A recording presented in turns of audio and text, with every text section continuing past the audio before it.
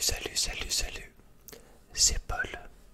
Je te retrouve ce soir dans mon lit pour une petite vidéo détente, relaxation qui va se décomposer en 3 parties. Alors, la première, je vais chuchoter 10 mots déclencheurs. Ensuite, pour la deuxième partie, je te lirai le premier chapitre de Alice au pays des merveilles. Et enfin, pour la troisième partie de la vidéo, on va faire un peu d'hypnose comme d'habitude. Mais en fait, je me suis trompé, il y aura 4 parties. Et donc, pour la quatrième partie, je compterai avec toi les moutons pour t'endormir. Donc voilà, j'espère que tout ça va te plaire. On commence tout de suite avec les mots déclencheurs. Je te conseille de te mettre dans ton lit. Peut-être mais prendre le portable et le mettre en face de toi, dans le sens horizontal, tu sais. Ou alors tu peux simplement écouter. C'est comme tu veux. Donc j'espère que ça va te détendre, ça va te relaxer. Ça va te faire du bien. On est parti avec le premier mot de cette liste de 10. Kangourou. Kangourou. Kangourou. Kangourou. Kangourou. Kangourou. Kangourou. Kangourou. Kangourou. Kangourou. Kangourou. Kangourou. Kangourou, kangourou. Kangourou, kangourou, kangourou. Kangourou, kangourou. Kangourou. Kangourou. Kangourou, kangourou, kangourou. Kangourou. Ensuite, chocolat. Chocolat. Chocolat. Chocolat. Chocolat. Chocolat. Chocolat. Chocolat. Chocolat. Chocolat. Chocolat. Chocolat. Chocolat. Chocolat. Chocolat. Chocolat. Chocolat. Chocolat, chocolat, chocolat, chocolat, chocolat, chocolat, chocolat, chocolat, chocolat, chocolat, chocolat, chocolat, chocolat, chocolat, chocolat, chocolat, chocolat, chocolat. Abricot, abricot, abricot, abricot, abricot, abricot, abricot,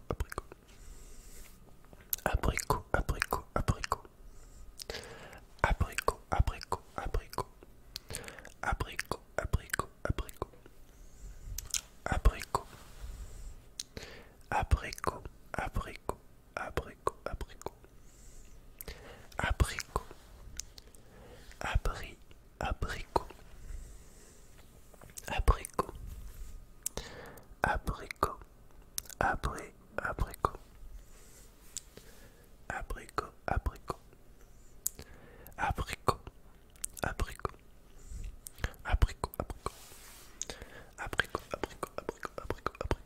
abricot, abricot, abricot, abricot, abricot, abricot, abricot, abricot,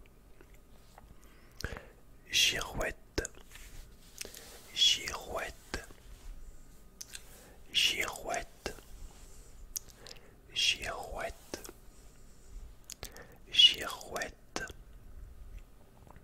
Girouette, girouette, girouette, girouette, girouette, girouette, girouette, girouette, girouette, girouette,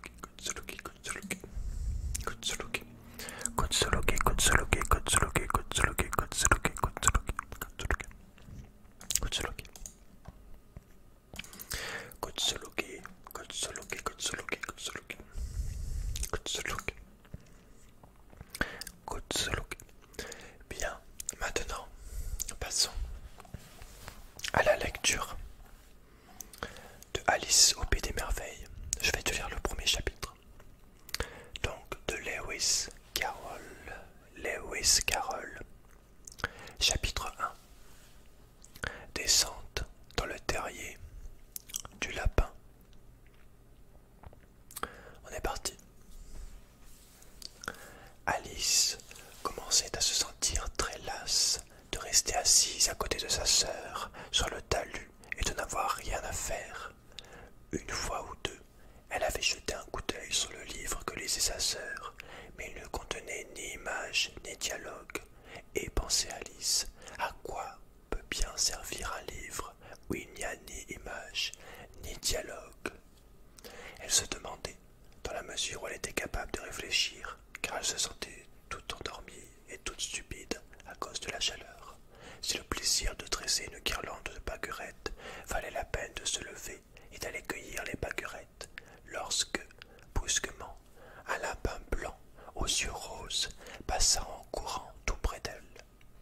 Ceci n'avait rien de particulièrement remarquable, et Alice ne trouva pas non plus tellement bizarre d'entendre le lapin se dire à mi-voix « Oh mon Dieu, je vais être en retard !» Lorsqu'elle y réfléchit par la suite, il lui vint à l'esprit qu'elle aurait dû s'en étonner, mais, sur le moment, cela lui sembla tout naturel. Cependant, lorsque le lapin tira bel et bien une montre de la poche de son gilet, regarda l'heure et se mit à courir de plus belle, Alice se dressa d'un bond, car tout à coup, l'idée lui était venue qu'elle n'avait jamais vu de lapin pourvu d'une poche de gilet ni d'une montre à tirer de cette poche. Dévorée de curiosité, elle traversa le champ en courant à sa poursuite et eut la chance d'arriver juste à temps pour le voir s'enfoncer comme une flèche dans un large terrier placé sous la haie. Un instant plus tard, elle y pénétrait à son tour, sans se demander une seule fois comment diable elle pourrait bien en sortir. Le terrier était d'abord creusé horizontalement comme un tunnel, puis il présentait une pente si brusque et si raide qu'Alice n'eut même pas le temps de songer à s'arrêter avant de se sentir tomber dans un puits apparemment très profond. Soit que le puits fût très profond, soit que Alice tomba très lentement. Elle s'aperçut qu'elle avait le temps, tout en descendant, de regarder autour d'elle et de se demander ce qui allait se passer. D'abord, elle essaya de regarder en bas pour voir où elle allait arriver, mais il faisait trop noir pour qu'elle pût rien distinguer. Ensuite, elle examina les parois du puits et remarqua qu'elles étaient garnies de placards et d'étagères. Par endroits, des cartes de géographie et des tableaux se trouvaient accrochés à des pitons. En passant, elle prit un pot sur une étagère. Il portait une étiquette sur laquelle on lisait « Marmelade d'orange », mais à la grande déception d'Alice, il était vide. Elle ne voulut pas le laisser tomber de peur de tuer quelqu'un, et elle s'arrangea pour le poser dans un placard devant lequel elle passait tout en tombant. Ma foi, songea-t-elle, après une chute pareille, cela me serait bien égal quand je serai à la maison de dégringoler dans l'escalier. Ce qu'on va me trouver courageuse, ma parole, même si je tombais du haut du toit, je n'en parlerai à personne. Supposition des plus vraisemblables, en effet. Plus bas, encore plus bas, toujours plus bas. Est-ce que cette chute ne finirait jamais? Je me demande combien de kilomètres j'ai pu parcourir, dit-elle à haute voix. Je ne dois pas être bien loin du centre de la Terre. Voyons, cela ferait une chute de 6 à 7 000 kilomètres, du moins je le crois. Car voyez-vous, Alice avait appris en classe pas mal de choses de ce genre, et quoique le moment fût mal choisi pour faire parade de ses connaissances, puisqu'il n'y avait personne pour l'écouter, c'était pourtant un bon exercice que de répéter tout cela. Oui, cela doit être la distance exacte, mais par exemple, je me demande à quelle latitude et à quelle longitude je me trouve. Alice n'avait même pas la moindre idée de ce qu'était la latitude, pas plus d'ailleurs que la longitude, mais elle jugeait que c'était de très jolis mots, impressionnants à prononcer. Bientôt, elle recommença. Je me demande si je vais traverser la terre d'un bout à l'autre. Cela sera rudement drôle d'arriver au milieu de ces gens qui marchent la tête en bas. On les appelle les centipathes, je crois. Cette fois, elle fut toute heureuse de ce qu'il n'y eut personne pour l'écouter, car il lui sembla que ce n'était pas du tout le mot qu'il fallait. Mais je serai alors obligé de leur demander quel est le nom du pays, bien sûr.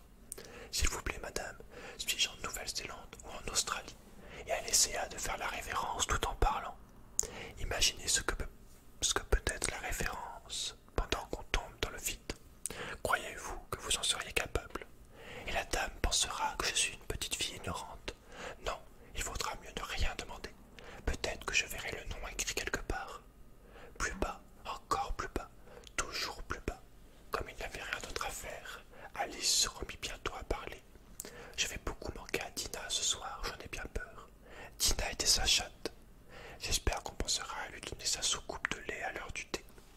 chère Dina, comme je voudrais t'avoir ici avec moi. Il n'y a pas de souris dans l'air, je le crains fort, mais tu pourras attraper une chauve-souris, et cela, vois-tu, cela ressemble beaucoup à une souris. Mais est-ce que les chats mangent les chauves-souris? Je me le demande. À ce moment, Alice commença à se sentir toute somnolente, et elle se mit à répéter comme si elle rêvait. Est-ce que les chats mangent les chauves-souris? Est-ce que les chats mangent les chauves-souris? Et parfois, est-ce que les chauves-souris mangent les chats? Car voyez-vous, comme elle est incapable de répondre à aucune des deux questions, peu importe qu'elle posât l'une ou l'autre, elle sentit qu'elle s'endormait pour de bon, et elle venait de commencer à rêver qu'elle marchait avec Dina, la main dans la pâte, en lui demandant très sérieusement: Allons, Dina, dis-moi la vérité, as-tu jamais mangé une chauve-souris? Quand brusquement, patatras, elle atterrit sur un tas de branchages et de feuilles mortes, et sa chute prit fin. Alice ne s'était pas fait le moindre mal, et fut sur pied en un moment. Elle leva les yeux, mais tout était noir au-dessus de sa tête. Devant elle s'étendait un autre couloir, où elle vit le lapin blanc en train de courir à toute vitesse. Il n'y avait pas un instant à perdre. Voilà notre Alice partie, rapide comme le vent. Elle eut juste le temps d'entendre le lapin dire, en tournant un coin: Par mes oreilles et mes moustaches, comme il se fait tard. Elle tourna le coin à son tour, très peu de temps après lui, mais quand elle l'eut tourné, le lapin avait disparu. Elle se trouva à présent dans une longue salle basse, éclairée par une rangée de lampes accrochées au plafond. Il y avait plusieurs portes autour de la salle, mais elles étaient toutes fermées à clé. Quand Alice eut marché d'abord dans un sens, puis dans l'autre, en essayant de les ouvrir une par une, elle s'en alla tristement vers le milieu de la pièce, en se demandant comment elle pourrait bien faire pour sortir. Brusquement, elle se trouva près d'une petite table à 3 pieds, entièrement faite de fer massif, sur laquelle il y avait une minuscule clé d'or, et Alice pensa aussitôt que cette clé pouvait fort bien ouvrir l'une des portes de la salle. Hélas, soit que les serrures fussent trop larges, soit que la clé fût trop petite, aucune porte ne voulut s'ouvrir.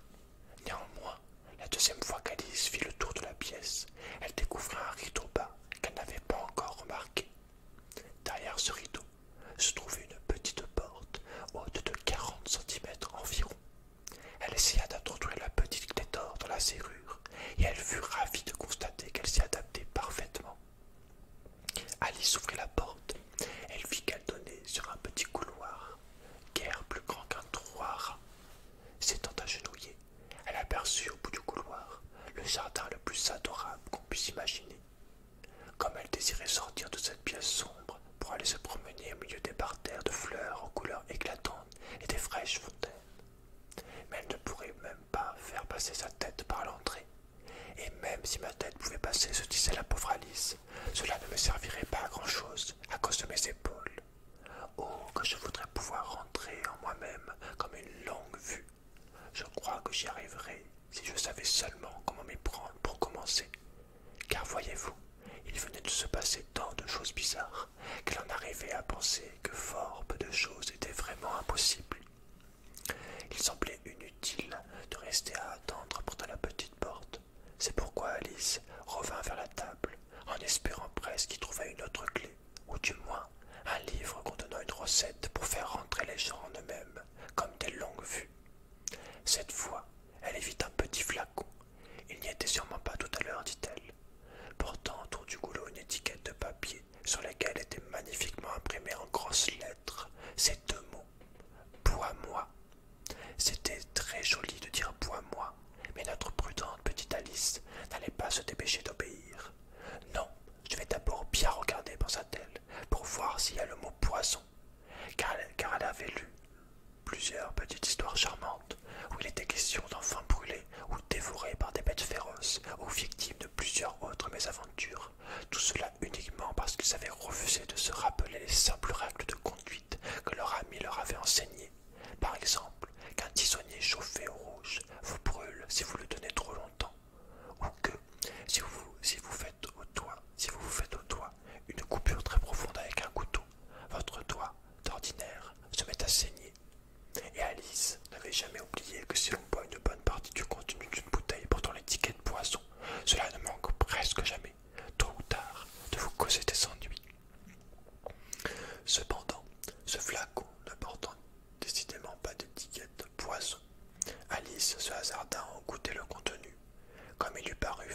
agréable.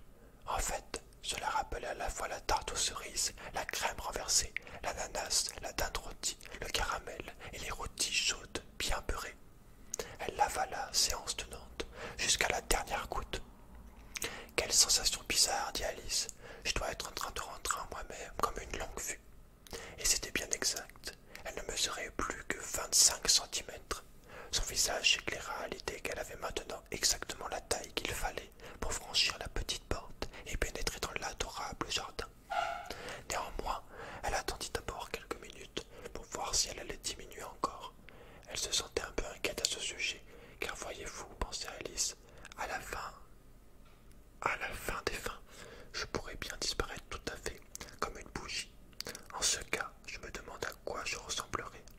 Et elle essaya d'imaginer à quoi ressemble la flamme d'une bougie une fois que la bougie est éteinte, car elle n'arrivait pas à se rappeler avoir jamais vu chose pareille. Au bout d'un moment, comme rien de nouveau ne s'était produit, elle décida d'aller immédiatement dans le jardin.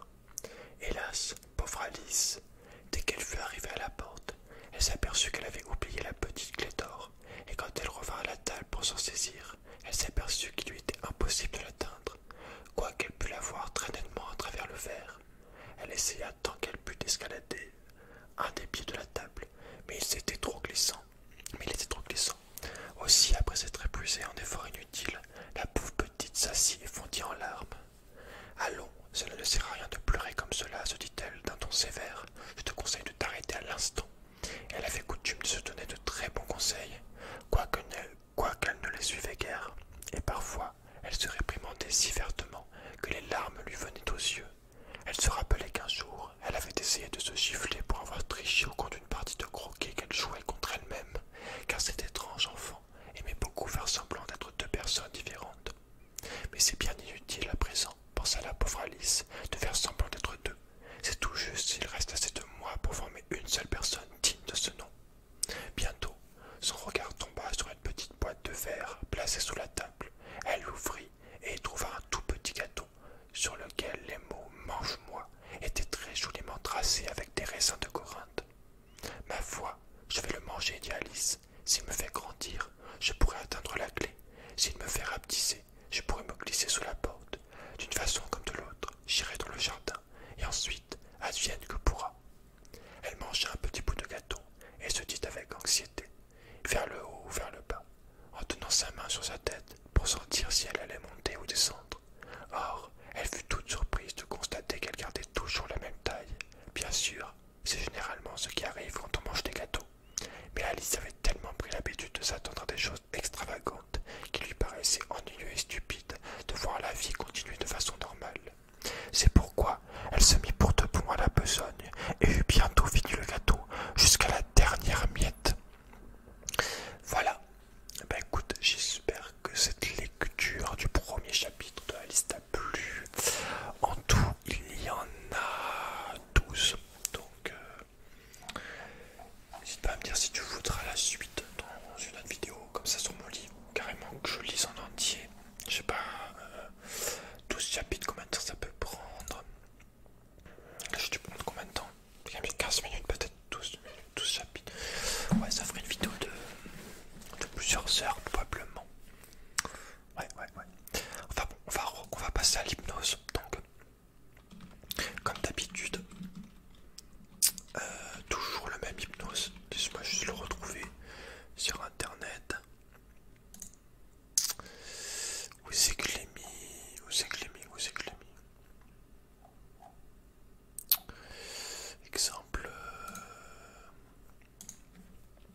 Exemple de texte hypnose. Un texte hypnotique, street hypnose. Hypnose pour s'endormir. École française d'hypnose. Voilà. Alors ce qu'on va faire... alors attends. Le script. Voilà. Donc ce qu'on va faire, c'est que je vais te faire cette hypnose. Et à la fin, après cette hypnose, si tu ne dors toujours pas, on comptera les boutons ensemble. D'accord? On comptera 100 boutons pour t'endormir. On est parti pour l'hypnose. Donc,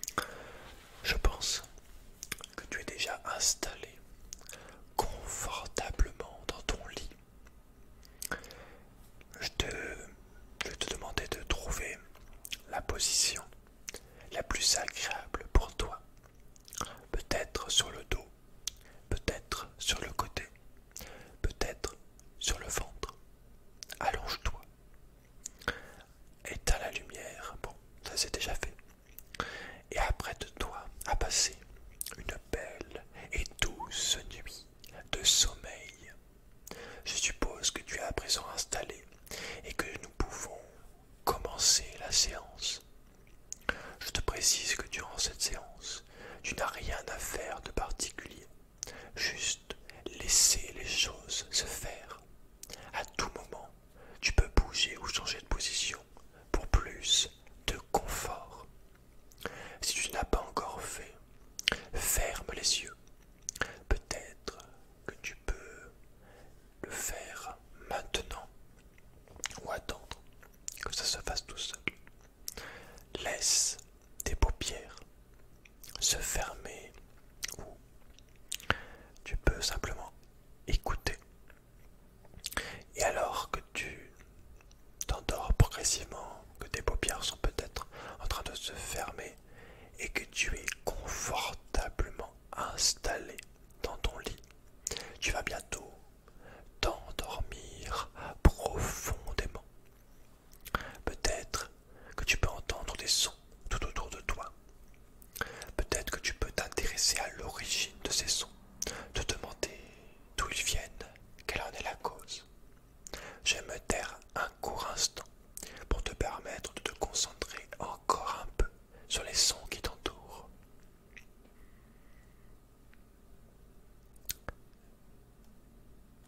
Détends-toi. Nous allons laisser ces sons de côté.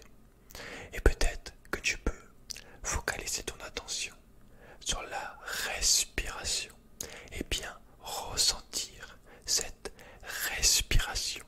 Chaque inspiration et chaque relâchement. Cette respiration reflète et correspond souvent à l'état émotionnel, l'état intérieur.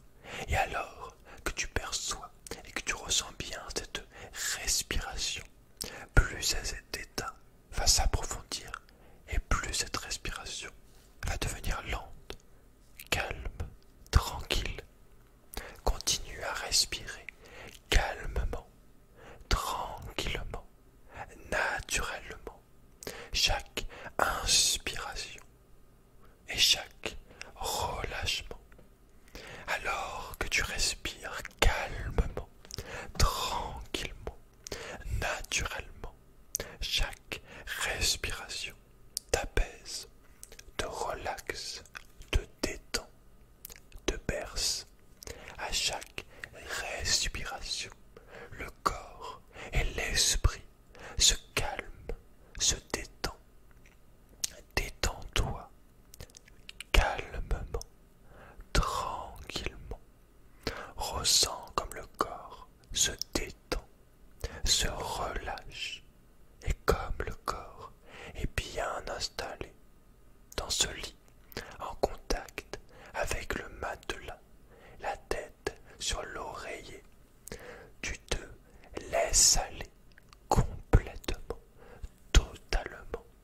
Et tu peux être curieux de savoir quelle est la partie du corps qui commence à s'endormir. Détends-toi. Et tandis que je te parle et que tu continues à entendre ma voix, chacune de mes suggestions peut se transformer en acte, en ressenti. Et la partie du corps qui s'endort peut alors laisser cette sensation de sommeil se diffuser dans le reste du corps, se diffuser tranquillement, profondément. Et tu peux laisser le corps s'endormir, s'endormir profondément.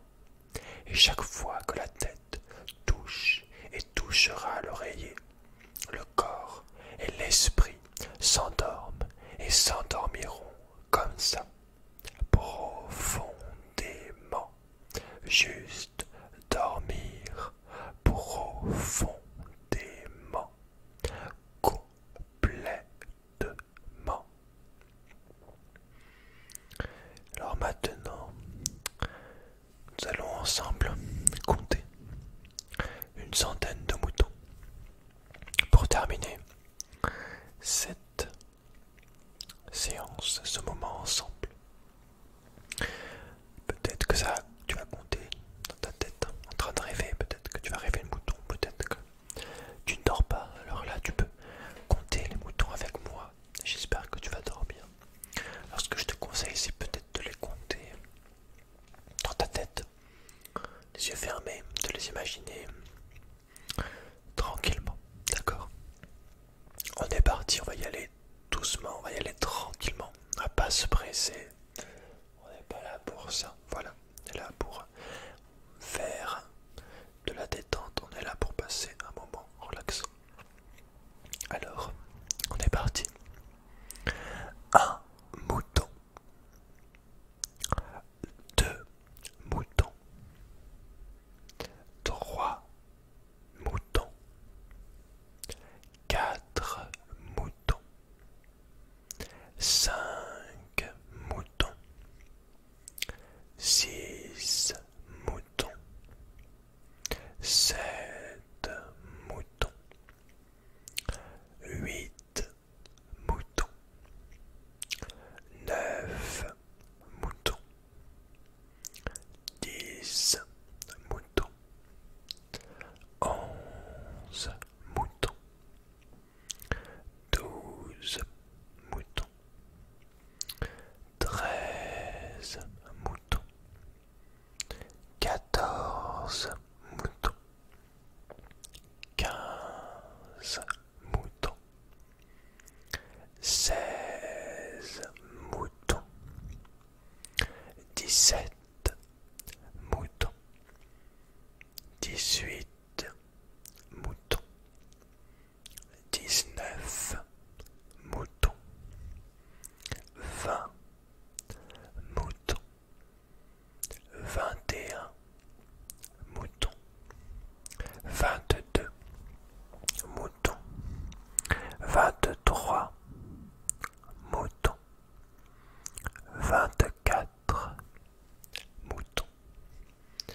25 moutons, 26 moutons, 27 moutons, 28 moutons, 29 moutons, 30 moutons, 31 moutons, 32 moutons, 33 moutons, 34 moutons, 35 moutons, 36 moutons, 37 moutons, 38 moutons, 39 moutons, 40 moutons, 41 moutons, 42 moutons, 43 moutons, 44 moutons, 45 moutons, 46 moutons, 47 moutons, 48 moutons, 49 moutons, 50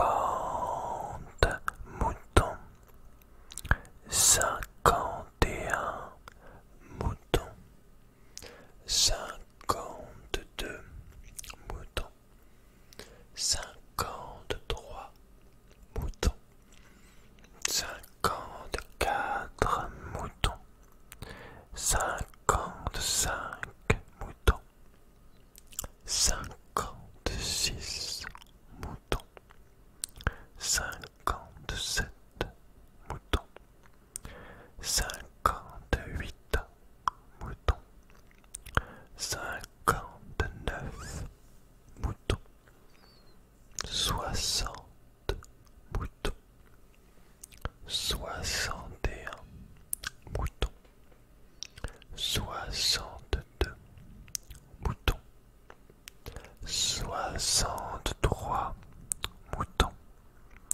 64 moutons, 65 moutons, 66 66 moutons, 67 moutons, 68 moutons, 69 moutons, 70 moutons, 71 moutons, 72 moutons, 73 moutons, 74 moutons, 75 moutons,